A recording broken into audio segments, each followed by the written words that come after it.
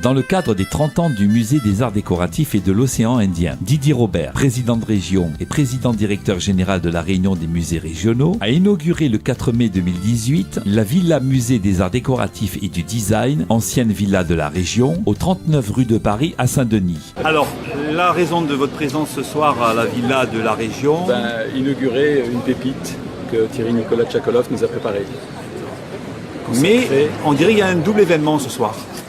Est-ce que vous pouvez nous préciser cela? Je vais laisser le président de la Réunion des musées de la Réunion l'annoncer, le deuxième événement.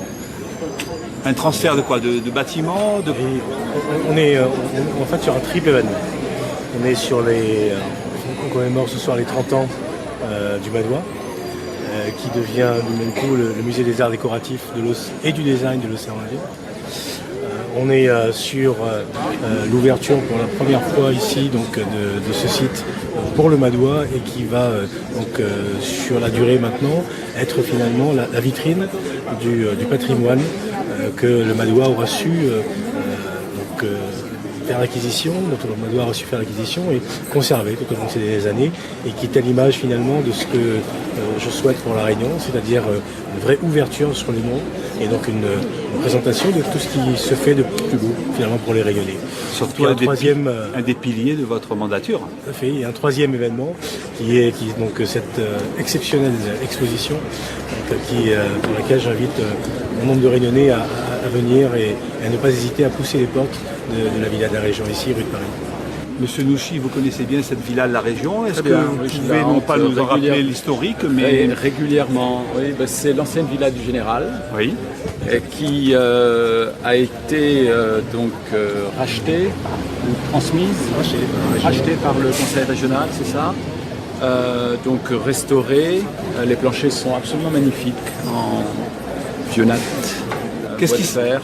Et donc c'est un lieu d'exposition pour le conseil régional, et avec soit une ouverture aux artistes contemporains, qui en même temps, je crois, reçoivent un émolument de la part du conseil régional. Une exposition ici, c'est 6 000 €, me semble-t-il. Et puis de l'autre côté, un lieu où Thierry-Nicolas nous avait déjà montré son exposition sur les sièges. Et là, comme l'a dit le président Robert, maintenant ça va être une annexe du Madois, il faut dire avec 2 D. C'est une évolution pour ce bâtiment en fait. C'est une révolution. C'est une révolution qui Ça fait beaucoup de scoops, ça. Révolution silencieuse. Bien, messieurs, on vous remercie pour cet éclairage. Vous êtes le conservateur de la villa de la région et du Madois. C'est une annexe du Madois ici. D'une part, on investit un nouveau lieu et donc on est plus près des Dionysiens puisque le musée étant basé à Maison Rouge et notre plus grand intérêt c'est l'éducation vis-à-vis des jeunes, et on a beaucoup de problèmes avec les gens qui sont très loin pour des problèmes de bus. Donc on est maintenant au cœur de la capitale. Ça permet d'avoir un relais pédagogique extrêmement important vis-à-vis du public scolaire. D'autre part, c'est aussi une occasion de montrer le musée et de faire venir par écho à Maison Rouge, puisque la villa est un espace assez restreint, on ne peut pas présenter l'ensemble de la collection, mais des tout petits événements. L'exposition des 30 ans du musée va durer une année.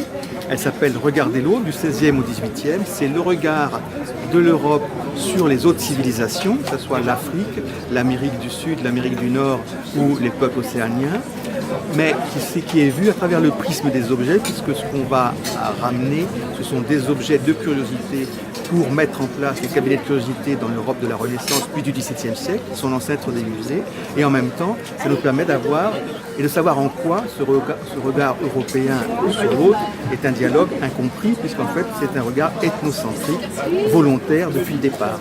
À ceci près que les jésuites ont mis en place un phénomène qu'on appelle l'acculturation, qui permettait d'avoir un discours européen matiné du discours des civilisations qu'ils rencontraient pour avoir un langage nouveau. Donc ça permet d'avoir une autre approche, une approche métissée, peut-être la première réellement dans l'histoire dès le XVIe siècle.